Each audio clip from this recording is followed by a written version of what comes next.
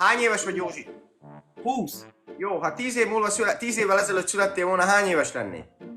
10. Igen, ha 5,5 évvel ezelőtt születtél volna, most hány éves lennél? 14 és fél. Ha 4 évvel ezelőtt születtél volna, hány éves lennél most? 16. És ha 2 évvel ezelőtt születtél volna, hány éves lennél most?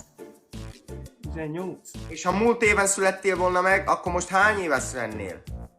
19. Nem tudom, mi volt vele. Akkor melyik az erősebb, a csiga vagy az elefánt? Csiga.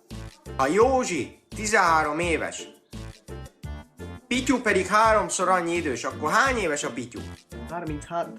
9-szer egymás után feldobsz egy pénzérmét, és mind a 9-szer írás lesz, akkor hány százalék esélye van annak, hogy a 10. dobásodra fej lesz? Hát 0. Figyelj, a föld kerüli meg a napot, vagy a nap kerüli meg a földet? Szerintem a nap a földet. És a nap mennyi idő alatt kerüli meg a földet? 24 óra, mivel azért van reggel, este meg reggel. És azt meg tudod nekem mondani, hogy nappal miért van fény, este pedig miért van sötét? Azért, mert nappal süt a nap, este meg nem. Elmegy másik oldalra, elmegy a föld másik részére a nap. Érted? A nap az forog. Oh my Jesus. Lapcsudiri kakcsú eszkeraba biszkirimó. Réparetek mogyoró. Ha 5 évvel ezelőtt születtél volna, most hány éves lennél? 13. Ha 10 évvel ezelőtt születtél volna, meg most hány éves lennél?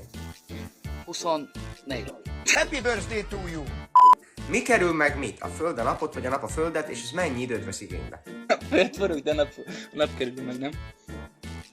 Hogy kerülné meg? Azért van a gravitáció, hogy ne érezzük, hogy forog a föld. Hány szárnya van egy repülőnek? Mindegyiket beleszámítva? 7. Egy feláll, meg oldalt 2, de én úgy tudom, hogy 7 szárnya van. Ki neked? Anyukád, anyósának a gyermeke. De várjál, tudom a választ, csak hirtelen elment a fejemből, várjál. De én vagyok az, nem? Mi volt korábban? A narancs szín, vagy a narancs, mint gyümölcs? Hát a narancs. Hát ugyanakkor például a narancs bejött, utána megjött a izéje, nem?